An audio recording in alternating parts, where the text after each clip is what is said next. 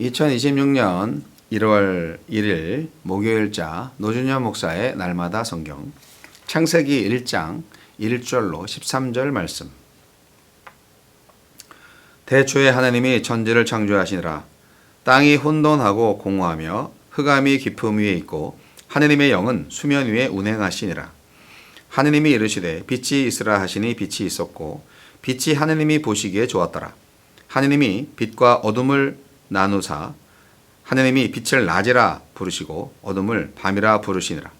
저녁이 되고 아침이 되니 이는 첫째의 날이니라. 하느님이 이르시되 물 가운데 궁창이 있어 물과 물로 나뉘라 하시고 하느님의 궁창을 만드사 궁창 아래의 물과 궁창 위의 물로 나뉘게 하시니 그대로 되니라. 하느님이 궁창을 하늘이라 부르시니라. 저녁이 되고 아침이 되니 이는 둘째 날이니라. 하느님이 이르시되 천하의 물이 한 곳으로 모이고 뭇이 드러나라 하시니 그대로 되니라. 하느님이 뭇을 땅이라 부르시고 모인 물을 바다라 부르시니 하느님이 보시기에 좋았더라. 하느님이 이르시되 땅은 풀과 씨 맺는 채소와 각기 종류대로 씨 가진 열매 맺는 나무를 내라 하시니 그대로 되어 땅이 풀과 각기 종류대로 씨 맺는 채소와 각기 종류대로 씨 가진 열매 맺는 나무를 내니 하느님이 보시기에 좋았더라. 저녁이 되고 아침이 되니 이는 셋째 날이니라. 아멘. 하나님이 시작하셨습니다. 태초에 하나님은 말씀대로 천지를 창조하시고 혼돈을 질서로 바꾸시며 어둠 속에 빛을 주셨습니다. 말씀대로 이루어진 세상은 하나님 보시기에 좋았습니다. 성경은요, 복음서가 아니라 창조 이야기로 시작합니다. 창세기로 시작을 하죠. 유대교인들은 구약 성경만 자기들의 경전으로 생각을 하지만 우리 기독교, 개신교인들은 구약과 신약을 다 경전으로 인정을 하죠. 구원이 아닌 창조의 이야기. 이건 뭘 의미하냐면 창세기 1장 1절로부터 11장까지는 사실 세상의 이야기, 인류의 이야기예요. 이스라엘 민족에 대한 이야기는 창세기 12장부터 시작이 됩니다. 그래서 이 성경은요, 단지 구원 이야기만 기록한 것이 아니고 이스라엘만의 경전도 아니라는 것이에요. 창조된 모든 것, 존재하는 모든 것, 모든 만물과 인류에 관한 모든 것을 담고 있다. 그렇게 볼 수가 있습니다. 창세기는 존재하는 모든 것들의 기원과 존재 방식 그리고 존재 목적을 말해주고 있습니다. 태초라는 이 말이 뭘 의미할까요? 태초.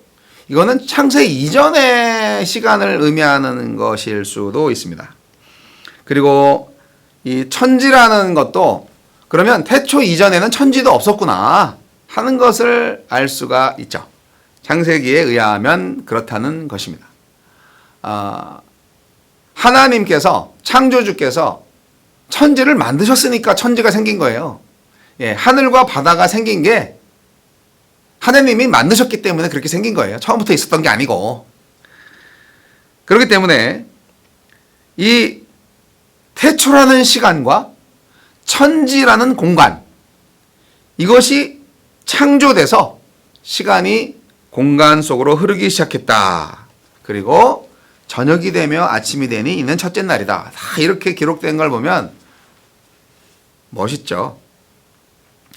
그러니까 오늘 우리가 지금 누리고 있는 이 시간이 하나님이 시작하신 태초의 시간과 연결되어 있다는 것을 알 수 있죠. 그래서 창세기는 오늘 우리의 역사와 그대로 연결되어 있는 거예요.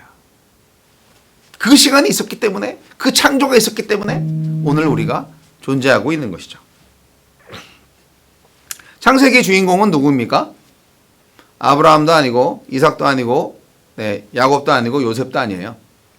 언제나 그랬듯이 창세기 주인공은 하나님이십니다. 오늘 말씀 속에서 주어가 누굽니까? 하나님이죠. 하나님은요, 세상을 창조했어요. 이 세상이 혼돈 가운데 있을 때 질서를 만드셨어요. 그분이 하나님이세요. 세상의 창조 이야기 이전에 세상을 창조하신 창조주의 이야기예요. 창세기 1장에서 가장 많이 나오는 단어가 뭡니까? 하나님입니다. 하나님이 35번 나옵니다. 성경 전체의 주어이시기도 해요, 사실. 하나님이 주인공이시라는 것을 우리는 까먹지 말아야 됩니다. 우리는 인생에 있어서 인간이 주인공이라고 생각을 하고 하나님이 도와주는 분으로 생각을 하시는데 천만의 말씀. 하나님이 주인공이세요. 하나님의 역사예요. 그거를 깨닫는 자는 복이 있을지어다. 모든 생명의 원천이 바로 하나님이시고요. 모든 역사의 시작과 주인공이 하나님이십니다. 모든 존재의 근원이 하나님이십니다. 그래서 그 하나님과 연결될 때 우리가 생명이 유지되는 것이고요. 삶의 의미가 있는 것이고요. 그리고 그 반대로 하나님과의 단절이 무엇을 가져올까요? 바로 죽음입니다.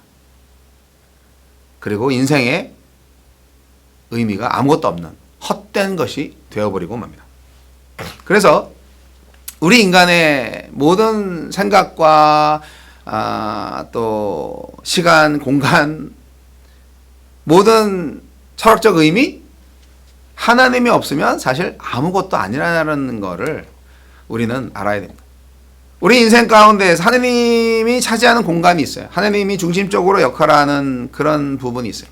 근데 그 공간과 그 시간, 그 영역은 하나님이 아니면 절대로 그 누구도 채울 수가 없어요. 그래서 하나님을 잃어버린 인간들은 항상 공허하고 항상 허무하고 항상 인생의 의미를 찾아서 방황하는 존재가 되는 거예요. 하나님으로 채워야 할 공간은 하나님으로만 채워야 하는 것이죠. 그거 당연한 거 아니겠습니까? 근데 하나님을 잃어버렸다는 것을 모르는 사람들이 문제인 거죠. 아무도 하나님을 대신할 수 없는 이 진리 깨닫기 바랍니다. 창세기는 하나님의 시선으로 봅니다. 사실 모든 성경이 그렇듯이 하나님의 시선으로 보는데 특별히 이 창세기를 보면 하나님이 보시기에 라는 표현이 나오는데요. 매우 매우 매우 중요합니다. 이 하나님이 보시기에 이 말을 우리 인생에 정말 수시간, 수분, 수초에 계속 적용을 하다 보면 우리 인생이 절대로 실패할 이유가 없어요. 창조의 모든 과정에서 하나님의 시선을 유지하는 창세기.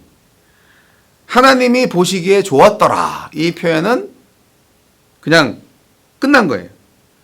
하나님의 의도하신 대로, 하나님이 말씀하신 대로 되었다는 것을 의미합니다. 그러면 뭐냐? 우리의 인생도 하나님이 뜻하시고 하나님이 말씀하신 대로 살아간다면 우리 인생이 하나님이 보시기에 멋진 인생이 되는 거 아니겠어요?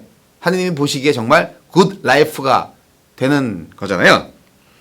그러니까 하나님이 보시기에 좋은 인생이 가장 아름다운 인생이 된다는 거죠.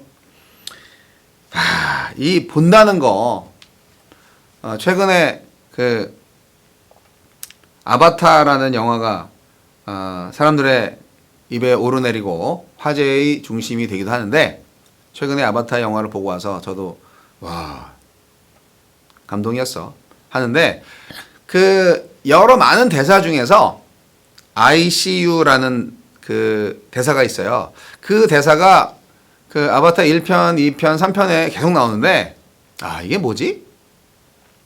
철학적 의미가 있죠. 인류의 범죄는 이 보기에 문제가 있어요. 이게 보는 거로 판단하고 보는 걸로 죄를 짓기도 해요. 예. 창세기 6장에 인류가 이제 범죄를 저지를 때 보기에 탐스러웠고 자기 보기에 좋은 대로라는 표현이 있어요. 창세기 3장 6절, 창세기 6장 2절에. 그러니까 어떤 눈으로 바라보느냐. 결국 이거는 이제 이 시각적인 것만 말하는 게 아니라 내 마음의 눈으로 어떤 마음으로 바라보느냐, 그게 가장 중요하다는 거잖아요. 내가 사랑의 눈으로 바라보느냐, 내가 심판의 눈으로 바라보느냐, 내가 미움의 눈으로 바라보느냐, 내가 가장 최고의 존경의 눈으로 바라보느냐, 어떤 눈으로 바라보느냐. 여러분은 어떤 눈으로 세상을 바라보고 있습니까? 여러분은 어떤 눈으로 나를 바라보고 있습니까? 여러분은 어떤 눈으로 하나님을 바라보고 있습니까? 하나님은 어떤 눈으로 나를 바라보고 계실까요? 어떤 마음으로, 결국 어떤 마음으로 바라보느냐. I see you. 네. 우리가 항상 욕심이 아니라, 허영심이 아니라, 나 중심의 눈이 아니라 하나님의 마음, 하느님의 말씀에 적합한 마음의 눈으로 바라볼 때 우리 인생이 하나님의 인생이 됩니다. 하느님이 뜻하시고 하느님이 좋았더라, 보시기에 좋았더라 라는 그 인생이 될 거란 말이죠. 하느님의 시선으로 바라보는 것이 아주 중요합니다. 하나님 보시기에 좋은 인생이 사람들의 눈에도 당연히 좋은 인생이 되겠죠. 그런데 가끔 어떤 경우에는 사람들의 눈에는 별 볼 일 없는 인생이라 할지라도 하나님의 눈으로 볼 때는 좋았더라, 그런 인생이 될 수가 있어요.